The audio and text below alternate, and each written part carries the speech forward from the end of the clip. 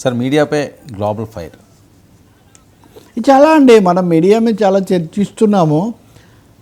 New York times, Al Jazeera ఒకటి కాదు, అలాగే దేశంలో ఉన్న మీడియా సంస్థలు పాకిస్తాన్ ఇండియా వార్ అనేది ఎలా జరిగింది, ఎవరిది ఎట్లా ఉంది అనేది ఎట్లా ఉన్నా ఇందులో మీడియా వార్ అనేది ఫేక్ న్యూస్ వార్గా మారిపోయింది.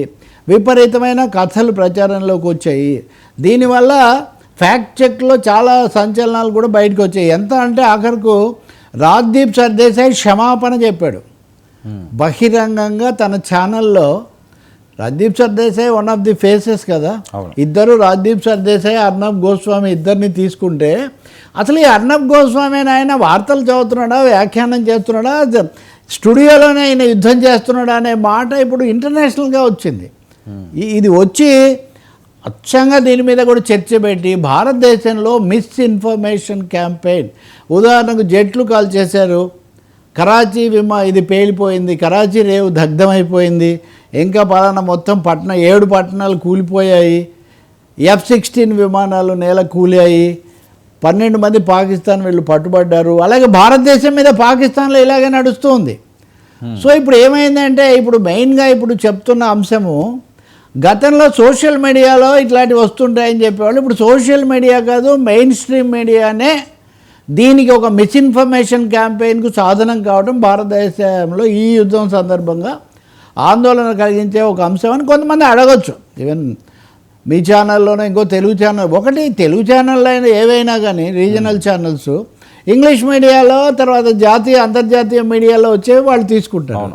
ఇప్పుడు రాజ్దీప్ సర్దేశాయ్ అక్కడ నేను తప్పు చెప్పానని క్షమాపణ చెప్తూ ఉంటే వెర్నాక్యులర్ మీడియా చేసేటటువంటి పని ఏముంటుంది. కాబట్టి తెలుగు మీడియా అయినా ఎవరైనా పించ్ ఆఫ్ సాల్ట్ అంటారే, వచ్చే వాటిని మనం కొంచెం విమర్శనాత్మకంగా చూడాల్సిన అవసరం ఒకటి.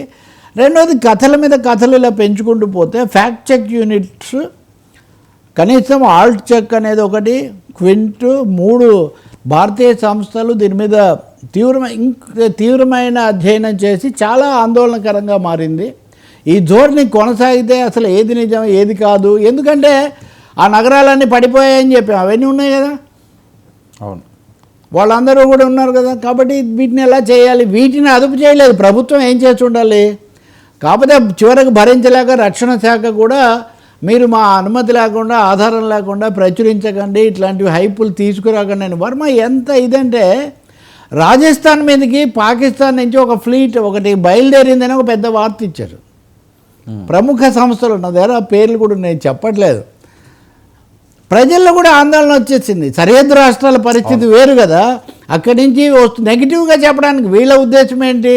దీని మీద విశ్లేషకులు ఏం తేల్చారంటే మామూలుగా వార్ అంటే అవుట్వర్డ్స్గా ఉంటుంది, ఇది ఇన్వర్డ్ వార్గా మారిపోయిందని.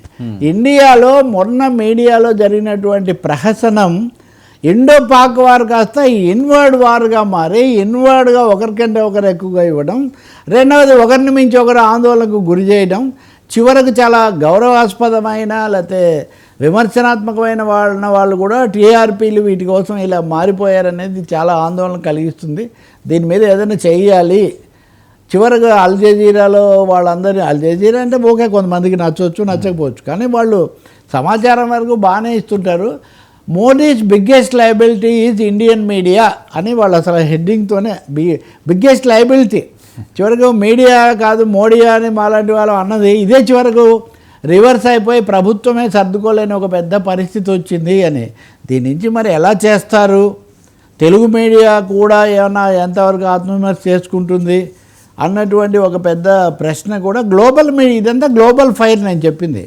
ఇంతవరకు తెలుగు అఫ్కోర్స్ వైర్ లాంటి వాళ్ళు రాసే వైర్కి అయితే మూసేశారు కదండి, వైర్లో ఒక స్టోరీ తప్పించారని. ఇప్పుడు మీరు నిన్న మనం చర్చించిన ప్రొఫెసర్ అలీ ఖాన్ మహమ్మద్, ఆయన ఈరోజు సుప్రీంకోర్టు బెయిల్ ఇచ్చింది ఆయనకు. ఆయన మీద రకరకాల కథలు ఇచ్చి అరెస్ట్ చేస్తే సుప్రీంకోర్టు చూస్తూ ఉంది అని తెలిసి కూడా కింద కోర్టు ఆయనకు కస్టడీకి పంపించింది. కానీ ఈరోజు సుప్రీంకోర్టు ఆయనకు బెయిల్ మంజూరు చేసింది, మేము తర్వాత చూస్తామని. కాబట్టి ఇప్పుడు వారు వీరైనట్టుగా కాస్త విమర్శనాత్మకంగా వివరణాత్మకంగా మాట్లాడిన వాళ్ళ మీదేమో కేసులు పెట్టి, ఒక ప్రొఫెసర్ ఇంకో లేడీ కూడా మాట్లాడారు, వీళ్ళేమో తప్పించుకొని ఇట్లాంటి ప్రచారాలు చేసి క్షమాపణలు చెప్పే పరిస్థితి వచ్చింది. మరి ఏమైనా ఆలోచించుకుంటారా, ఆత్మవిమర్శ చేసుకుంటారా చూడాలి. నేను మన భాష కానీ ప్రాంతీయ భాషలకు కూడా చెప్పేది ఏంటంటే అనేక అతిశయోక్తులు అవాస్తవాలు వస్తూ ఉంటాయి. వాటిని మనము హంస కదా పాలు నీళ్లు వేరు చేయటం అన్నట్టుగా మనం చేసుకుంటేనే భారతీయ సమాజానికి మంచిది అని. సార్, రైతుల వ్యతలపై చంద్రబాబు కామెంట్స్ మళ్ళీ పాత దోరలోనే వెళ్తున్నారంటూ వస్తున్న కామెంట్స్.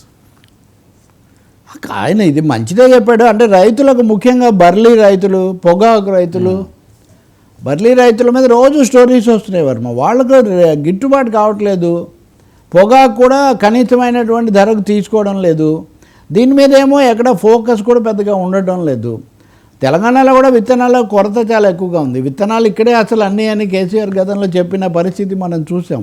అందుకని మీరు జాగ్రత్తగా ఉండి రైతుల గురించి చూడండి అని ఇందాక మనం చెప్పిన మంత్రులతో ఇష్టాగోష్ఠిలోనే ఈ విషయం కూడా చెప్పారు ఆయన. ఇది లిక్కర్ కుంభకోణం, దానికి ఎక్కువ పబ్లిసిటీ వస్తుంది వెంటనే. అదే దురదృష్టం. ఇప్పుడు లిక్కర్ కుంభకోణంలో జాగ్రత్తగా మాట్లాడండి అని చెప్పిన దానికి వచ్చింది, కానీ మా రైతులను ఆదుకోవడానికి ఖచ్చితమైనది చేయండి, వాళ్లకు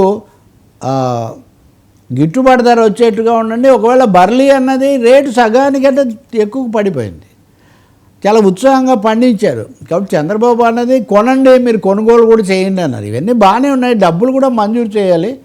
ఆయన దృష్టిలోకి తీసుకొని అక్కడ చెప్పినందుకు సంతోషం. కానీ అదే సమయంలో దాన్ని అమలు చేయడానికి కావాల్సినటువంటి నిధుల మంజూరు అది జరుగుతుందా లేదా. ఇదిగోండి పొగాకు, నల్లబర్లి పొగాకు రైతులను ఆదుకోవాలని రాస్తారోకో. ఈ నిన్న కూడా ఈ బాపట్లలో ఈ రాస్తారోకో జరుగుతుంది. ఒక చోట కాదండి, ఒక పంట కూడా కాదు, ఇది రకరకాల పంటలకు ఇదో పెద్ద సమస్యగా మారింది. పైగా ఈ అకాల వర్షాలు, ఇప్పుడు ఈరోజు కూడా అతి భారీ వర్షాల ముప్పు ఒకటి ఉంది. దీంతో చాలా పంటలు దెబ్బతింటున్నాయి. ఆ సహాయం సకాలంలో అందట్లేదు. ఇప్పుడు అన్నదాత సుఖీభావ కూడా కేంద్రం ఇచ్చినప్పుడే ఇవ్వాలి. వాళ్ళు 5,000 ఇస్తే మనం 500 కలిపి అన్న నిర్ణయం. కాబట్టి చంద్రబాబు కామెంట్స్ ఓకే, కానీ ఇంప్లిమెంట్ అవుతాయని చేయాలని మనం కోరుకోవాలి.